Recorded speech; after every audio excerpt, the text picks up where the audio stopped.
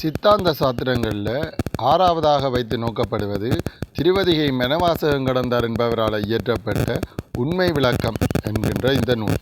இது குருவும் சீடனும் கதைக்கிற பாங்கில் அமைந்த இந்த நூலை மனவாசகம் கடந்தார் இயற்றுகிறார். இது சித்தாந்தத்தில் சொல்லப்பட்டிருக்கிற பதி, பசு, பாசம் என்ற முப்பொருள் உண்மைகளையும் மிக இலகுவாகவும் உரையாடல் பாங்கிலையும் விளக்கிறதாக காண முடிகின்றது.